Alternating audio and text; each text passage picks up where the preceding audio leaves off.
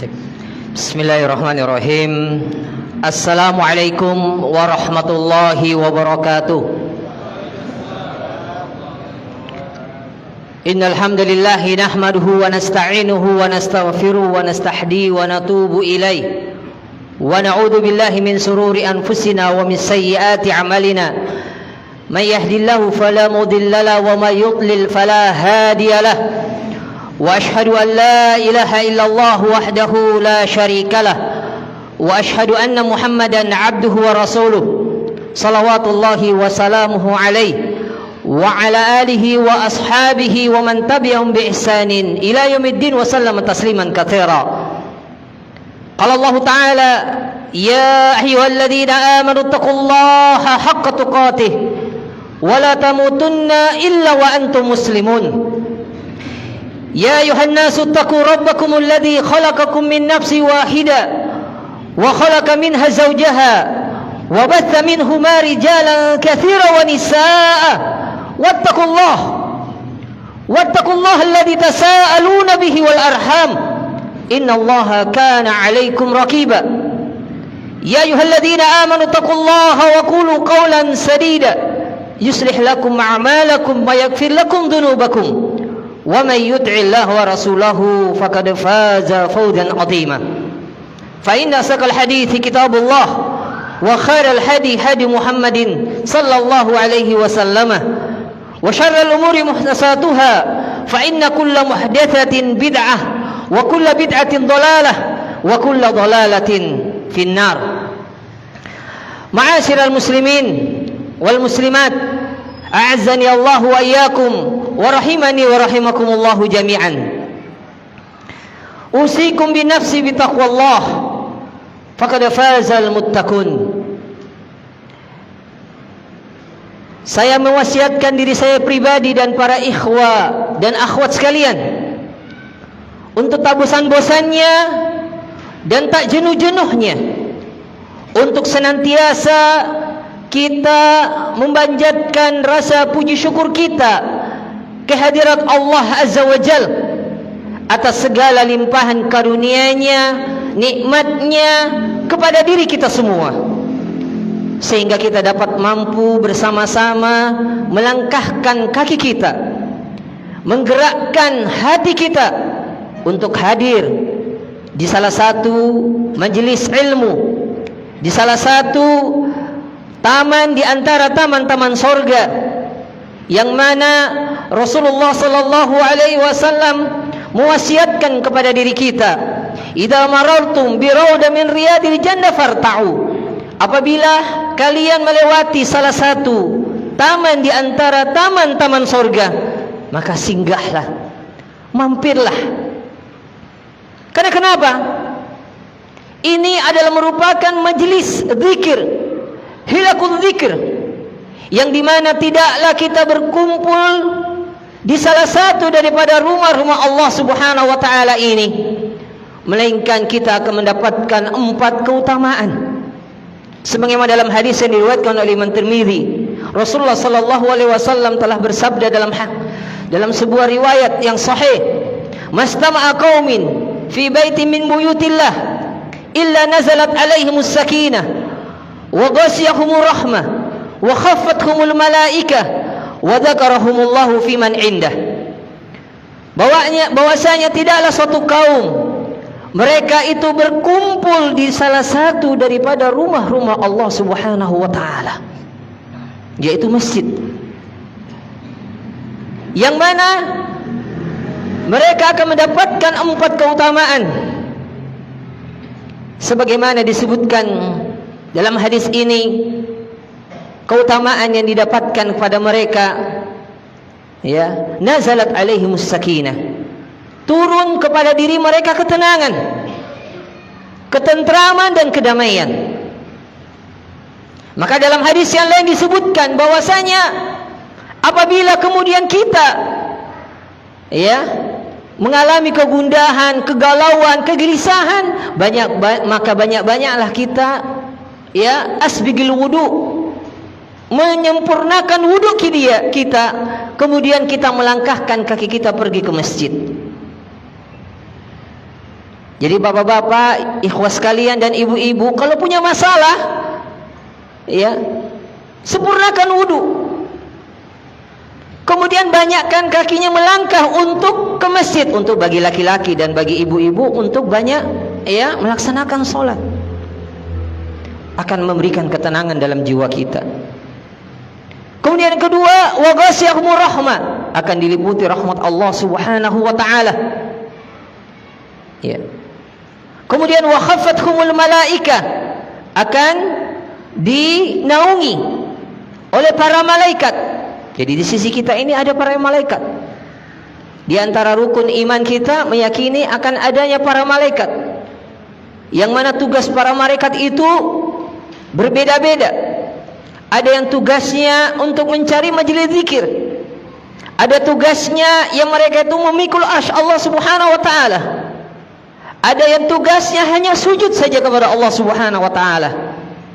Dan ada tugasnya yang mereka itu silih berganti datang di setiap sholat subuh dan sholat isya secara berjamaah. Mereka akan menanti di pintu masjid, kemudian akan mereka saling berganti kembali ke arsy Allah Subhanahu wa taala. Ini keutamaan bagi orang yang senantiasa menghadiri sholat subuh secara berjamaah dan sholat isya secara berjamaah. Dan dua sholat inilah yang dikatakan athqalul munafikin, dua sholat yang paling berat bagi orang munafik, yaitu sholat subuh secara berjamaah dan sholat isya secara berjamaah.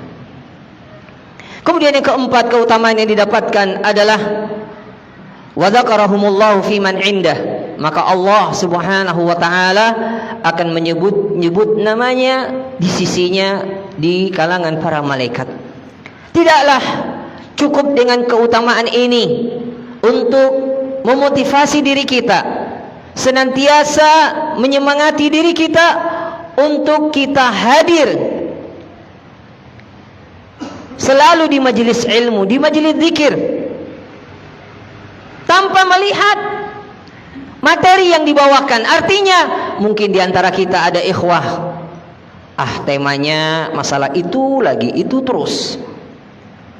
Hati-hati, ini adalah merupakan was-was daripada syaitan. Ya, materinya masalah tauhid terus. Sudah saya kaji itu bersama Ustadz. Ya, Adi Faisal di sini sudah 10 tahun, 15 tahun. Dari dulu usul salasa terus. Kepengen yang lebih jauh. Hati-hati, ini adalah merupakan salah satu penyakit bagi thalabul ilmi. Penyakit penuntut ilmu. Dia merasa dirinya sudah merasa cukup dan mampu dengan apa yang dia dapatkan. Ya. Dan akhirnya ada sifat sombong dalam dirinya. Ya. Dan inilah salah satu golongan nanti di yaumul qiyamah, orang yang pertama kali di antara 3 golongan yang akan dihisab nanti di yaumul qiyamah. Ya. Orang-orang yang punya ilmu, tapi dia mempelajari ilmu itu bukan dalam rangka untuk menambah amal ibadahnya, tapi justru malah menambah kesombongannya, menambah keangkuhannya, supaya orang menilai dia, orang menghormatinya, merasa bangga ketika kemudian jamaahnya banyak, merasa senang kemudian ketika orang mengeluk-elukannya. Pada sesungguhnya itu adalah merupakan tipu muslihat daripada syaitan, sebagaimana dalam kitab Talbisu Iblis menjelaskan bahwasanya di antara talbisu iblis syaitan yang ditanamkan bagi talabatul ilmi adalah sifat kesombongan yang dalam dirinya, merasa bangga, merasa paling hebat dan paling benar. Inilah dia penyakit yang dialami orang talabatul ilmi. Maka karena itu jamaah sekalian, dengan kita senantiasa hadir di majelis ilmu, majelis zikir seperti ini, setidaknya untuk menambah keimanan kita, senantiasa untuk kemudian akan mendekatkan diri kita kepada Allah Subhanahu wa taala. Sebagaimana diriwayatkan dari aqwal para sahabat, sebagaimana dinukilkan dalam kitab Asbabu Ziyadatul Iman wa Nuqsani, karangan Syekh Profesor Dr. Abdul Muhsin Abdul Razak Al-Muhsin Al-Badr, bahwasanya beliau menyebutkan perkataan sahabat yang mulia Umar bin Khattab radhiyallahu an, bahwasanya dia mengatakan, ya, halumma, kemarilah, kesinilah, nazdadu imanana, marilah kesini, duduk untuk kita menambah keimanan kita. Dan perkataan sahabat yang mulia lagi Abdullah bin Mas'ud, ya, hayya bina najlisu sa'atan, marilah kesini untuk kita duduk sesaat saja, tidak terlalu lama. Makanya pengajian kita ini saya cukupkan sampai Isya saja, ya, nggak usah terlalu lama, ya, karena Isya itu sudah waktunya, sunnahnya waktu langsung tidur, ya, kecuali ada udur, ya, urusan-urusan penting baru boleh, silahkan melanjutkan, ya. Najlisu sa'atan nasdadu imanana, untuk kemudian kita menambah keimanan kita, ya. Jadi kalau kemudian kita datang majelis ilmu ini, kita pulang tidak menambah keimanan kita, berarti kita harus kembali mengoreksi keikhlasan dalam diri kita hadir di tempat ini. Antum hadir ke tempat ini dalam rangka supaya antum dikatakan, oh, ada ikhwah hadir, berarti dia, ya, Ahlussunnah wal Jamaah Salafi. Oh, dia ikhwan kita. Oh, ada ikhwan lagi, berarti dia, ya. Tapi kalau kemudian dia hadir dengan niatan untuk, ya, mengharapkan ridha Allah, rahmat Allah Subhanahu wa taala, maka yakin dan percayalah dia pulang ada perubahan dalam dirinya. Maka hati-hatilah dengan namanya, ya, kemunafikan dalam diri kita. Kemunafikan yang dimana terkadang itu ada dalam diri kita, yang menyebabkan kita itu serasa sesaat ketika berkumpul dalam keadaan kita khusyuk, tapi kemudian ketika kita balik, kita dalam keadaan lupa itu semua. Sebagaimana kisah sahabat yang mulia Hanzalah datang kepada Rasulullah sallallahu alaihi wasallam, dia mengatakan, ya Rasulullah, celakalah diriku ya Rasulullah. Kemudian Rasulullah mengatakan, ada apa ya Hanzalah? Saya ini adalah, ya, orang munafik. Kenapa? Saya ini kalau bertemu bersamamu ya Rasulullah, duduk bersamamu itu kami menjadi khusyuk, menjadi tenang, mengingat akhirat. Tapi ketika kami sudah pulang kepada keluarga kami sudah lupa itu semua, kita melalaikannya. Tapi Rasulullah mengatakan tidaklah demikian Hanzalah. Ya. Artinya itu sesuatu yang wajar, sesuatu yang fitrah. Tapi jangan sampai kemudian kita lupa dan lalai tujuan utama kita diciptakan ke muka bumi ini dalam rangka untuk beribadah kepada Allah Subhanahu wa taala. Ya. Al-ibadah sebagaimana yang kita sama-sama pernah pelajari dan kita ketahui, ya. Ya, istilah yang jami' wal mani' sebagaimana yang didefinisikan oleh Syekhul Islam Ibn Taimiyah dalam kitab Al-Ubudiyah, dikatakan al-ibadah adalah ismun jami'un likulli ma yuhibbuhu Allah wa yardah min aqwalin wa af'alin zahira wal batinah. Yang namanya ibadah adalah sebuah nama yang mencakup segala sesuatu yang diridhai dan dicintai oleh Allah Subhanahu wa taala. Segala sesuatu yang dicintai dan diridhai, baik itu perkataan, perbuatan yang nampak maupun yang tersembunyi. Maka dengan kita hadir di sini bersama-sama dalam rangka untuk kita meningkatkan kualitas iman dan takwa kita. Keimanan yang ini yang harus kita jaga dan kita pelihara selalu dalam diri kita. Ya. Kenapa demikian? Karena setidaknya di sana ada 3 hal yang mendasari kenapa pentingnya kita harus, ya, menjaga dan memelihara keimanan yang ada di dalam diri kita. Sebagaimana yang dijelaskan oleh, ya, Syekh Abdul Razzaq Muhsin Al-Badr juga dalam kitab beliau Asbabuz Ziyadatul Iman wa Nuqsanihi. Beliau menyebutkan perkataan Syekhul Islam Ibn Taimiyah, betapa pentingnya bagi diri kita untuk senantiasa menjaga dan memelihara keimanan kita dan ketakwaan kita. Ya, sebagaimana Syekhul Islam Ibn Taimiyah mengatakan bahwasanya keimanan itu adalah merupakan, ya, pokok dasar agama ini. Dia adalah merupakan pondasi agama ini. Kenapa demikian? Karena yang pertama, karena iman adalah merupakan sebesar-besar kewajiban yang diwajibkan oleh Allah Subhanahu wa taala dalam kehidupan ini. Karena kenapa? Karena konteks ayat banyak di dalam Al-Qur'an menyebutkan ya ayyuhalladzina amanu, wahai orang-orang beriman. Ya. Dan juga dalam hadis-hadis yang lain Rasulullah sallallahu alaihi wasallam mengkaitkan iman dan amal. La yu'minu ahadukum, tidak beriman salah seorang di antara kalian. Ya. Hatta sampai kemudian yukrim jarahu, sampai dia memuliakan tetangganya. Dan juga dalam hadis yang lain Rasulullah juga menegaskan, la yadkhulul jannata illal mu'min, tidak akan masuk ke dalam surga melainkan orang-orang yang beriman. Jadi hanya orang-orang berimanlah mereka yang akan sukses di kehidupan dunia dan di akhiratnya. Jadi ini adalah merupakan pondasi amal. Ya. Dan juga syarat diterimanya amal seseorang, dia harus beriman. Man amila amalan salihan min dzakarin wa unsa wa huwa mu'min. Barang siapa yang melakukan amal saleh dari kalangan laki-laki dan perempuan, wa huwa mu'min, syaratnya beriman. Maka dengan keimanan inilah penting untuk senantiasa kita perhatikan, kita jaga. Ya.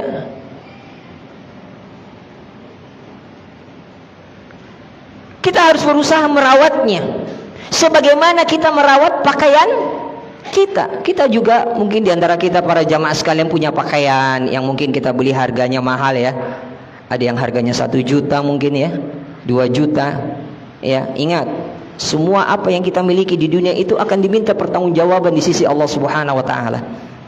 Berapa banyak baju kita yang ada di rumah, itu akan diminta pertanggungjawaban di sisi Allah, sedangkan ada saudara kita yang mereka itu tidak punya baju. Ya, maka yang ibu-ibu khususnya yang di lemari rumahnya, tingkat 2 lemarinya ada pakaiannya sudah mungkin lebih daripada 12 lusin, mending bajunya dikasihkan kepada saudara kita yang tidak memiliki baju. Ya. Karena kenapa? Karena itu semua nanti akan diminta pertanggungjawaban di sisi Allah Subhanahu wa taala tentang harta kita. Ya. Apa yang kita miliki, sebagaimana dalam hadis yang masyhur Rasulullah sallallahu alaihi wasallam bersabda, la tazulu qadamil abdi yaumal qiyamah, tidak akan beranjak kaki seorang hamba nanti di yaumul qiyamah hatta tus'alu an arba', melainkan akan ditanya dari 4 perkara. Yang pertama, an umrihi fima afna, dari usianya di mana dia habiskan. Ya. Mungkin bapak-bapak jamaah sekalian ya, yang sudah berusia di atas 40-50 tahun, ya siap-siap mami ki. Ya. Karena sebentar lagi insya Allah kita akan melewati batas yang dikatakan oleh Rasulullah, a'maru ummati baina 60 wa 70 wa aqallu yajuzu dzalik. Umur umatku antara 60 sampai 70 tahun. Hanya sedikit yang melewati itu. Apalagi sekarang kasus corona banyak yang mati. Ya, banyak yang meninggal. Ya. Dan bagi jamaah sekalian, ya ikhwah sekalian yang usianya masih muda, jangan kemudian berperasaan saya masih muda, masih lama mati. Ya. Ya, senang-senangi dulu. Ya. Jangan. Ya. Karena kenapa? Karena yang namanya usia itu perkara yang tidak bisa kita ketahui. Itu perkara ghaibiyah. Ya. Justru malah masa muda inilah masa yang harus kita perhatikan sebelum nanti datang masa tua kita. Sebagaimana dalam hadis yang lain Rasulullah menyebutkan, iqtanim khamsan qabla khamsin, perhatikan 5 perkara sebelum datang 5 perkara yang lain. Yang pertama disebutkan di situ adalah syababika qabla haramik, masa mudamu sebelum datang masa tuamu. Ya.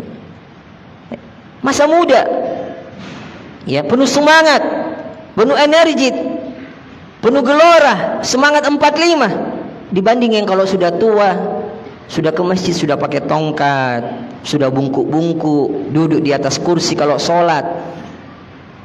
Ya, tentu beda dengan orang-orang yang masih muda yang semangat beribadah kepada Allah. Ya. Jadi ingat, usia kita harus kita perhatikan. Itu perkara nanti yang ditanya nanti di yaumul qiyamah. Apakah kemudian usia kita hanya habis untuk bersenang-senang, berfoya-foya di dunia ini? Sebagaimana Allah Subhanahu wa taala gambarkan dalam surat Muhammad, walladzina kafaru yatamatta'una wa ya'kuluna kama ta'kulul an'am wan naru maswal lahum. Dan adalah orang-orang kafir,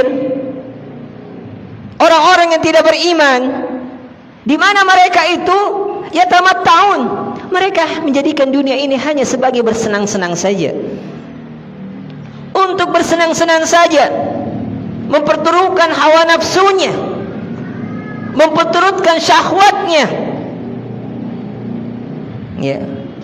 Yang mana dua perkara inilah, ya, perkara fitnah dan syahwat adalah perkara yang sangat-sangatlah besar, sangat-sangat yang harus kita waspadai dengan diri kita. Jangan sampai dua penyakit ini itu menggerogoti dalam diri kita.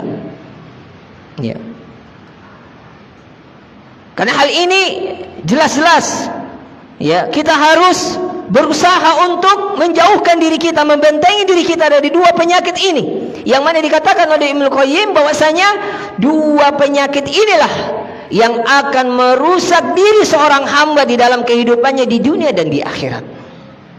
Ya, sebagaimana hal ini juga, ya, dijelaskan oleh Rasulullah sallallahu alaihi wasallam dalam hadisnya.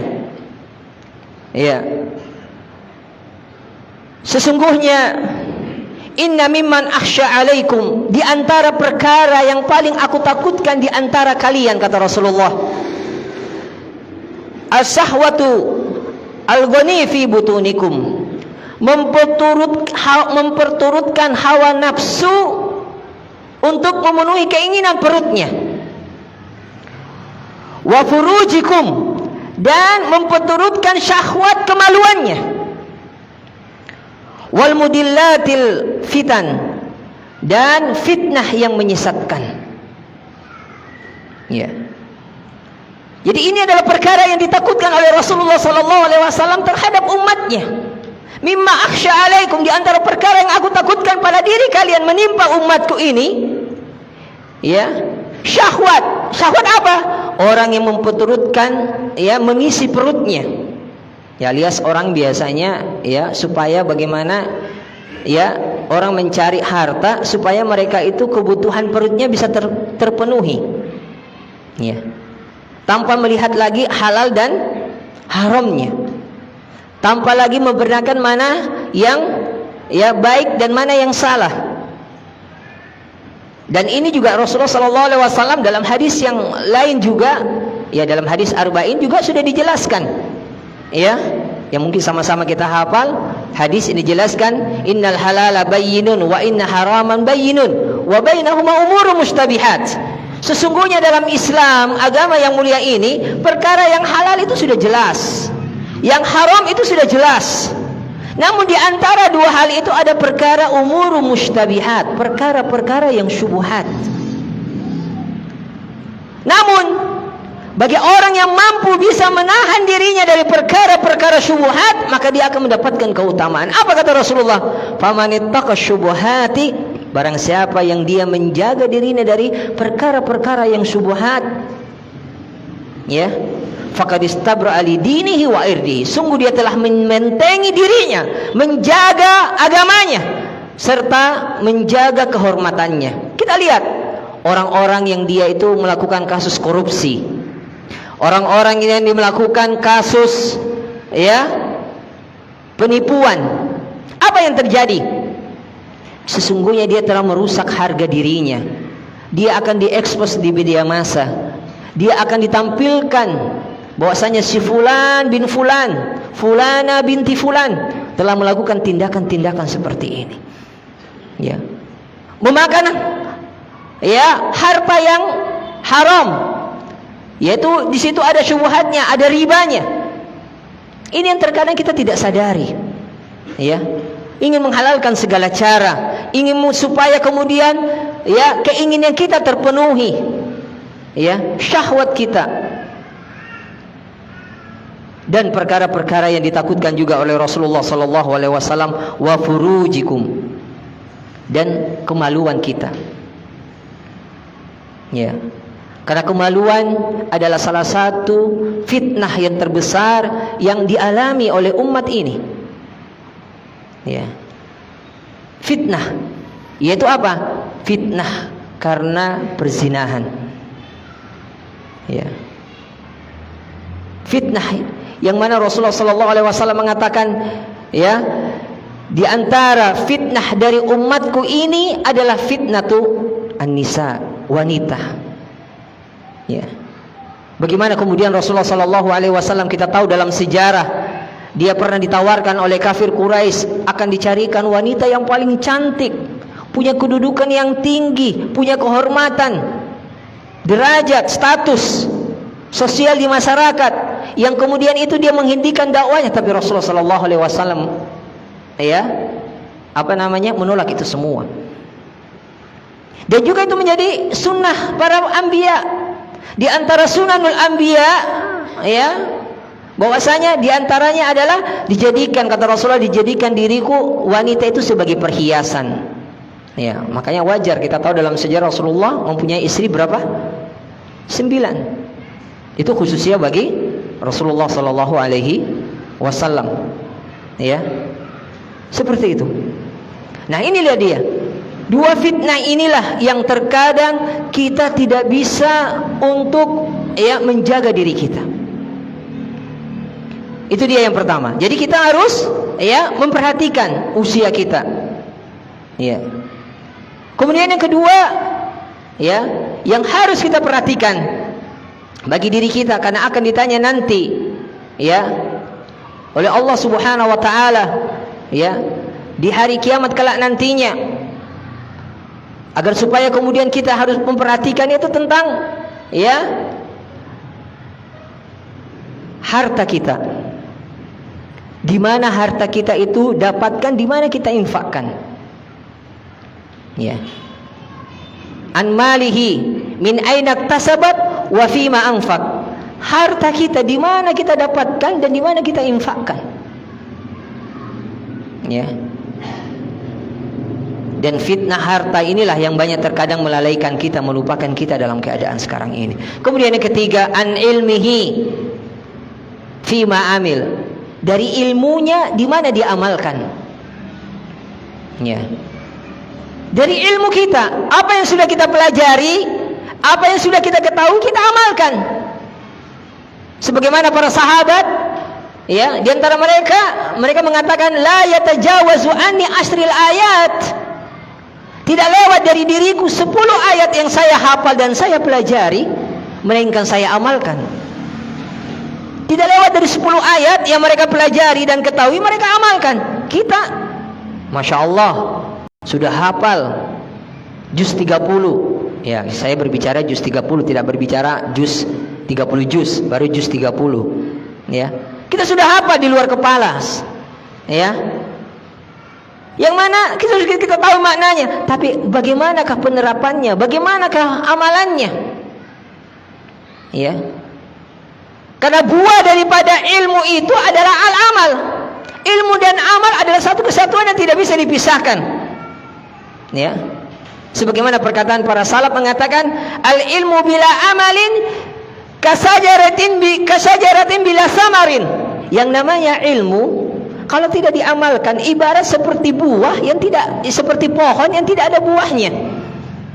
Ya, kita tentunya ingin menanam pohon, bukan hanya kita ingin menikmati ada teduhannya, tapi kita ingin lebih daripada itu, kita ingin meraih buahnya. Itulah gambaran bagi seseorang yang dia berilmu dan beramal. Bahkan kita dituntunkan oleh baginda kita Rasulullah sallallahu alaihi wasallam dengan sebuah doa yang senantiasa kita baca di zikir pagi dan juga kadang dibaca di zikir sore hari. Ya, Allahumma inni as'aluka ilman nafi'ah wa rizqan thayyibah wa amalan mutaqabbala. Ini yang kita selalu doakan. Kita haturkan ke hadirat Allah Subhanahu wa taala. Allahumma inni as'aluka ilman nafi'ah. Ya Allah, aku meminta kepadamu ilmu nafi'. Ilmu yang nafi' di sini adalah ilmu yadullu ilal amal. Ilmu yang mengarahkan kita untuk beramal dan berbuat. Kita tidak mau ini seperti orang-orang Yahudi yang Allah gambarkan dalam surah Al-Jumu'ah yang dikatakan yahmilu asfarah, yang mereka itu hanya memikul kitab-kitab di atas pundak-pundak mereka, tapi mereka tidak amalkan sekali. Apa yang kita ketahui mungkin dari jamaah sekalian, bapak-bapak, ibu-ibu, mungkin tahu tentang keutamaan, ya, bagaimana kita senantiasa memelihara, menjaga, ya, salat sunnah, qabliyah atau ba'diyah yang rawatib khususnya saja, ya, itu yang kita bisa lakukan. Maka itulah yang kemudian yang mengantarkan kita masuk ke dalam surga Allah Subhanahu wa taala, ya. Karena dalam hadis Rasulullah menyebutkan ahabul a'mal ilallah, amalan yang dicintai di sisi Allah Subhanahu wa taala itu apa? Atwamuha wa in qalla. Rutin walaupun itu sedikit. Ya, mungkin bagi kita bapak-bapak yang sudah tua, ya. Dulu waktu semangat, Masya Allah, ya. Salat duha, salat witir, ya, tahiyatul masjid, salat wudu. Itu semangat, tapi karena sekarang sudah sakit pinggang, ya, tidak kuat lagi untuk ruku, sujud, ya. Maka itu yang bisa dia lakukan. Tapi kita pegang yang mana kita bisa mampukan, yang mampu kita lakukan, itulah nanti yang akan kita dapatkan pahalanya di yaumul qiyamah nanti. Sebagaimana kisah Bilal, sahabat yang mulia, ya. Rasulullah SAW bertanya kepada dia, ya Bilal, dullani ala amalin. Ya Bilal, tunjukkan kepada aku suatu amalan yang dimana saya sudah mendengar terompahmu di sorga. Kemudian Bilal mengatakan, saya tidak melakukan apa-apa melainkan setelah selesai berwudu saya sholat 2 rakaat. Dan itulah yang disilakan namanya sholat wudu, ya. Itu amalan itu saja yang senantiasa dia jaga, itulah yang menyebabkan dia masuk ke dalam surga, ya. Seperti itu. Dan jangan kita meremehkan amalan sekecil apapun yang kita lakukan. La tahkiranna syai'an ma'rufa. Jangan kalian meremehkan suatu amalan sekecil apapun. Walau talqa ila akhika sadaqah, walaupun kamu senyum kepada saudaramu, itu bagian daripada sedekah. Jadi bagaimana kemudian ilmu yang kita lakukan kita amalkan, ya. Karena itu yang terpenting yang harus kita lakukan. Kemudian yang terakhir, perkara yang ditanyakan, ya, nanti, ya, di yaumul qiyamah tentang bagaimana diri kita, ya. Jangan sampai kemudian kita termasuk nanti orang-orang yang menyesal karena apa yang kita miliki, apa yang kita dapatkan itu tidak bisa kita pertanggungjawabkan di sisi Allah Subhanahu wa taala, ya. Kita semua harus kelak akan, ya, bisa mempertanggungjawabkan apa yang telah kita miliki dan apa yang kita perbuat. Maka kita harus waspadalah, jaga diri kita, ya, karena kita tidak mengetahui, ya, kapankah yang namanya, ya, kematian itu akan datang, akan menjumpai diri kita, ya. Karena Rasulullah SAW mengingatkan kepada diri kita, atsriru dzikra hazamati ladzati dunya. Perbanyaklah kalian mengingat-ingat penghancur kenikmatan dunia. Apa itu? Kematian. Kematian yang itu akan menghancurkan segala kenikmatan yang kita dapatkan di dunia ini, ya. Istri yang cantik, suami yang setia, mobil yang mewah, rumah yang bertingkat, ya, pekarangan yang luas, ya, kekayaan yang bermiliar-miliar, kedudukan yang tinggi, kehormatan yang disanjung-sanjung, semua itu adalah bagian daripada, ya, kenikmatan dunia. Itu adalah bagian daripada, ya, fata morgana yang sesungguhnya itu kalau akan kita tinggalkan di dunia ini. Tinggal apa yang kita siapkan yang perlu harus kita bawa. Sudah masuk Isya, ya? Belum sih? Ya, 10 menit lagi. Ini belum temanya ini, baru muqaddimah. Sudah mau habis waktunya. Ya. Ya, saya langsung saja. Kemudian yang kedua, alasan yang kedua, mengapa perlu harus kita menjaga keimanan kita? Ya, karena tadi ya saya mau sebutkan perkataan Syekhul Islam Taimiyah, ada 7 poin yang disebutkan. Ya, alasan karena yang pertama karena iman itu adalah merupakan pokok dasar. Ya, kemudian yang kedua, ya, karena fitnah yang ada di sekeliling kita, yang menggerogoti diri kita, yang mengungkun diri kita, itu sangat mudah untuk mengikis keimanan yang ada dalam diri kita. Kenapa? Al-qalbun da'if. Hati kita itu semua lemah. Ya. Siapa yang tidak bisa pungkiri di antara kita? Ya. Fitrah kita kepada yang namanya harta kekayaan. Kita ditawarkan uang, kita akan terima. Siapa tidak ada yang, ya jarang bagi di antara kita ya mau menolak, saya nggak mau dikasih uang, nggak usah lah. Ya, cukuplah dengan saya yang punya. Atau mungkin bapak-bapak, mohon maaf ibu-ibu ya, bukan menggoda atau mengganggu. Ditawarkan, ikhwan mau nikah lagi poligami? Ya. Ya tentunya siapa tidak ada yang mau menolak seperti itu. Ya. Kan itu merupakan fitrah. Sebagaimana Allah Subhanahu wa taala jelaskan dalam firman-Nya, "Zuyyina lin-nasi hubbus syahawati minan nisa'i wal banina wal qanatiril muqantarati minadh dhahabi wal fiddati wal khairil musawwamati wal an'ami wal hadd." Bahwasanya manusia itu dihiasi, zuyyina lin-nasi hubbus syahawat. Syahwat, kesenangan kepada syahwat, minan nisa, yang pertama disebutkan wanita. Minan nisa wal banin, keturunan. Wal qanatir, dan kekayaan-kekayaan, muqantarati minadh dhahabi wal fiddah, kekayaan dari emas dan perak. Itu semua yang ada, yang terkadang itu kita lemah keimanan kita, sehingga kemudian yang Rasulullah sallallahu alaihi wasallam wanti-wanti kita, sehingga dia sampai Rasulullah mewasiatkan kepada diri kita, badiru bil a'mal, bersegeralah kalian beramal. Fitanan ka qatlil lailil mudlim, yang mana fitnah yang mengelilingi kita bagaikan kegelapan malam yang gelap gulita. Ya, segeralah kita beramal. Karena kenapa? Di sekeliling kita ini ada fitnah, yang itu fitnah ini mengelilingi kita bagaikan mendung. Kalau sekarang hujan, mendung gelap. Ya, kegelapan gelap, di kegelapan gelap gulita. Yang mana Rasulullah menggambarkan saking gelapnya, saking begitu dahsyatnya seseorang akan fitnah tersebut, ya, sehingga seseorang dikatakan asbaha mu'minan wa amsa kafir. Di pagi hari dia beriman, ya, sore hari dia menjadi kafir. Dan begitu sebaliknya, amsa mu'minan wa asbaha kafiran. Di sore hari dia beriman, di pagi harinya dia kafir. Begitu dahsyatnya fitnah yang ada di sekeliling kita ini. Ya. Maka kita berdoa kepada Allah Subhanahu wa taala agar dijauhkan dari semua fitnah-fitnah yang begitu dahsyat. Ya.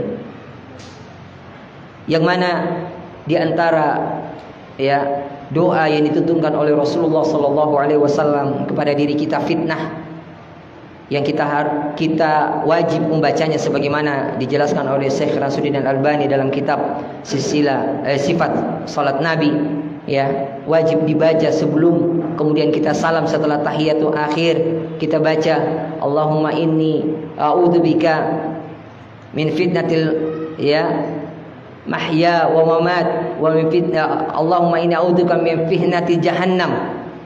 Ya Allah, aku berlindung kepadamu dari fitnah jahannam. Kemudian wa min fitnati mahya wa mamat, dari fitnah yang namanya kehidupan dan kematian. Wa fitnah masihid dajjal, dan fitnahnya masihid dajjal.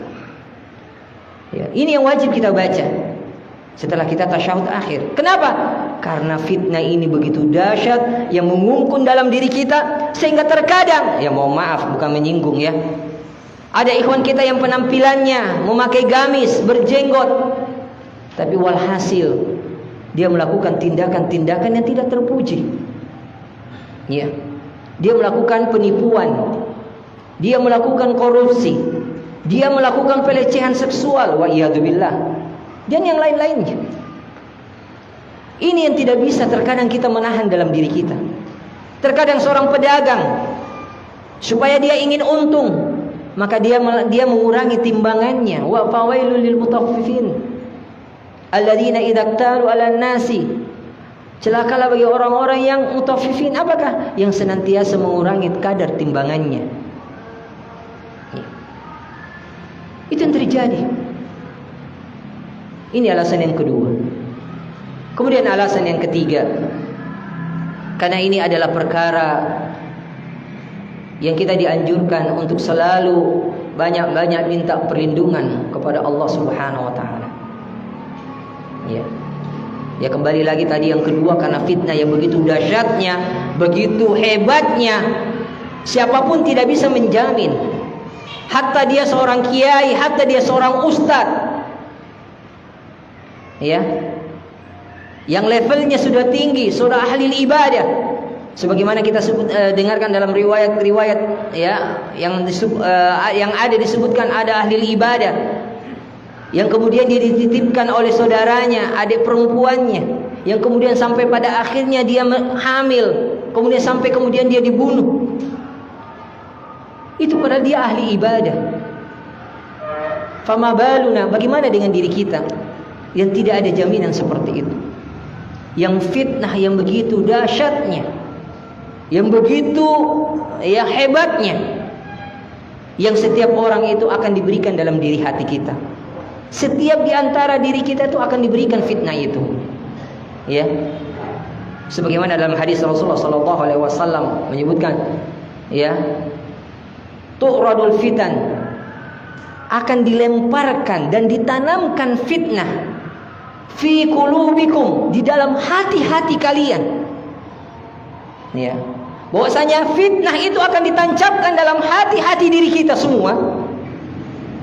Kal hasir, seperti tikar, udan, seperti tikar yang ada anyamannya, ya, satu helai, ya. Seperti itu.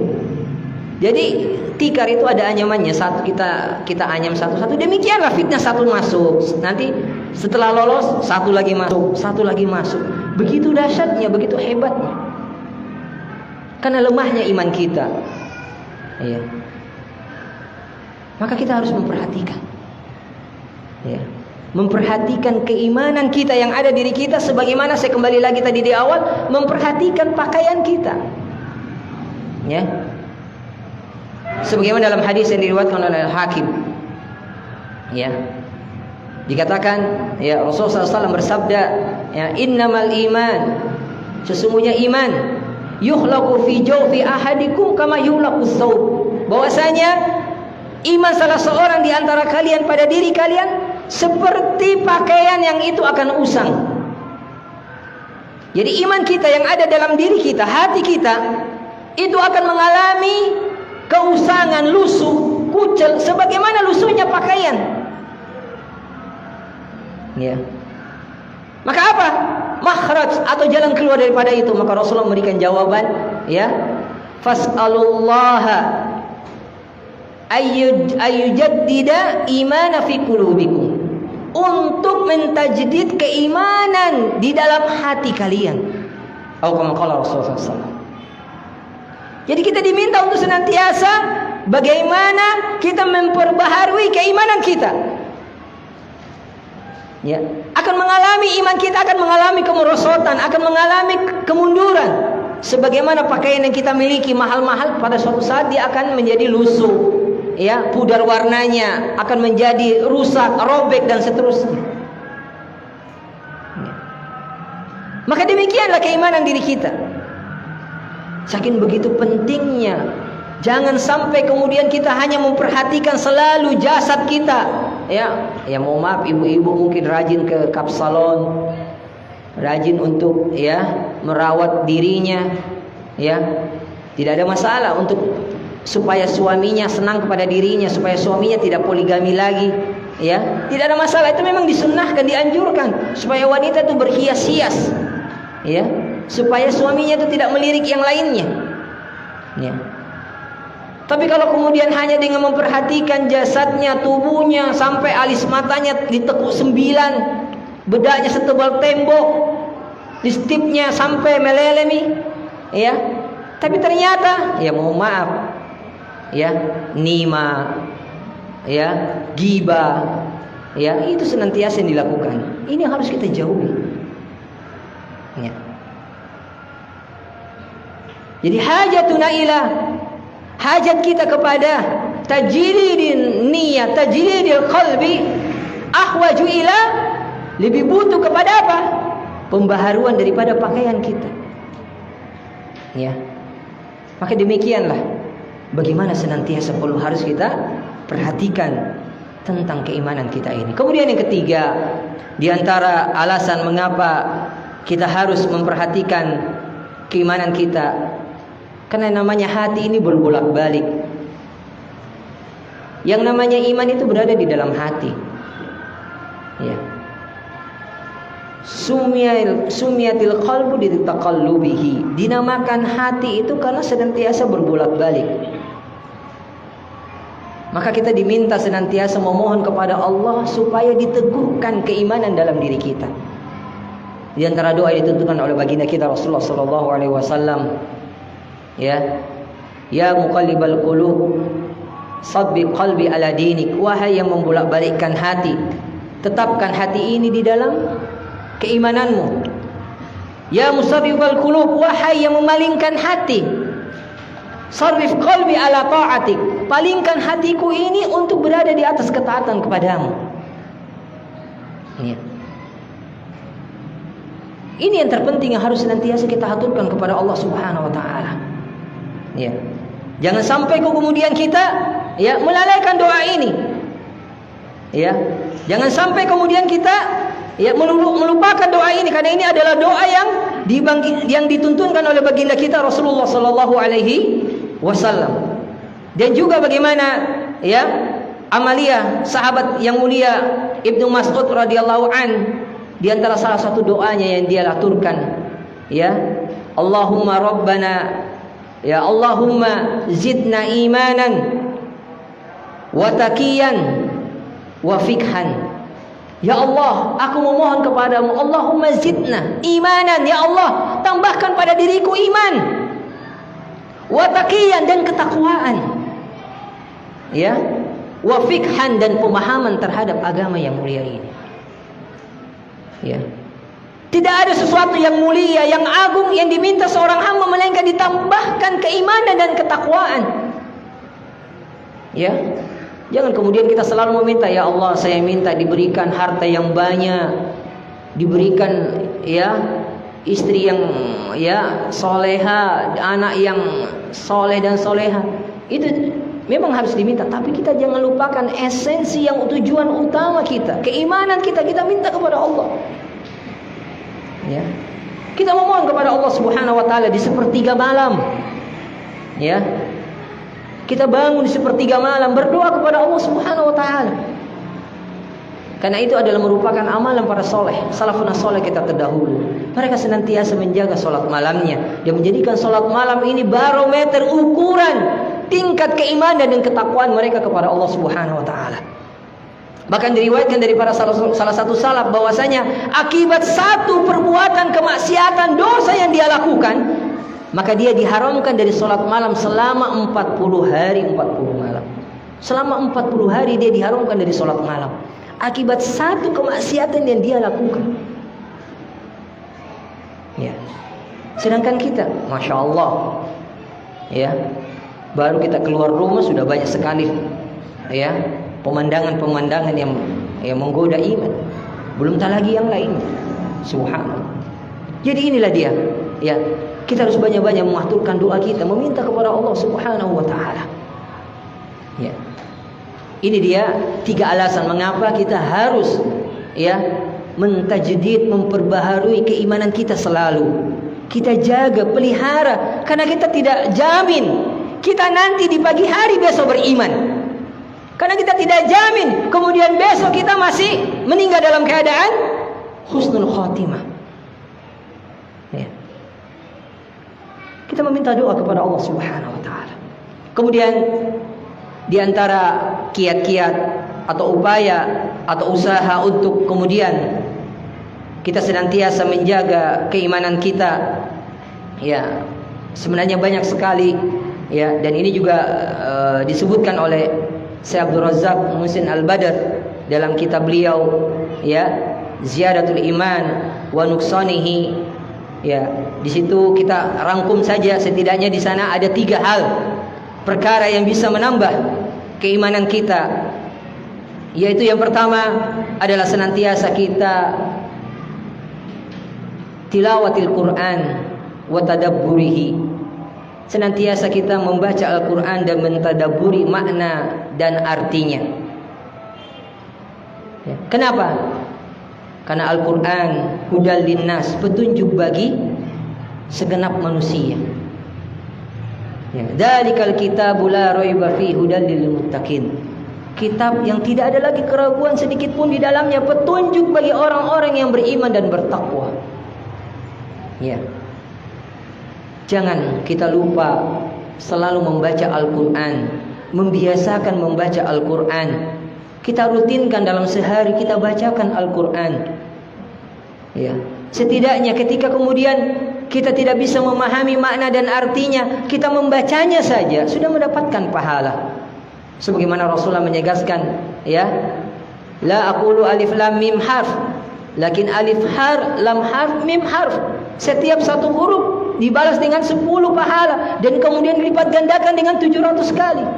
Begitu besarnya pahala yang Allah Subhanahu wa taala berikan kepada diri kita tentang, ya, bagaimana senantiasa kita membaca Al-Qur'an. Dan jangan kita malu-malu. Terkadang kita itu membaca Al-Qur'an kita malu-malu karena kita belum lancar membaca Al-Qur'an. Ya. Tidak usah khawatir. Karena Rasulullah sudah memberikan jaminan, memberikan, ya, janji, ya, bahwasanya orang-orang yang membaca Al-Qur'an yang lancar itu mendapatkan 1 pahala. Adapun yang yatata karena dia agak, ya mungkin mohon maaf lidahnya itu cadel kah, atau kemudian dia agak susah membacanya, dia mendapatkan 2 pahala. Ya. Pahala 1 karena dia membaca, 1 pahala karena kesungguhan dia untuk membacanya. Ya. Saya punya kumpulan di masyarakat di Jawa.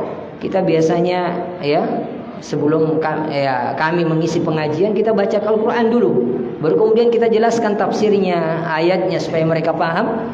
Di antara mereka aglabuhum, sebagian mereka kalau bisa dikatakan 80% bacaan Qurannya masih belum, ya. Tapi mereka semangat. Ada yang usianya 50 tahun, ada yang usianya 40 tahun, tidak malu-malu, ya.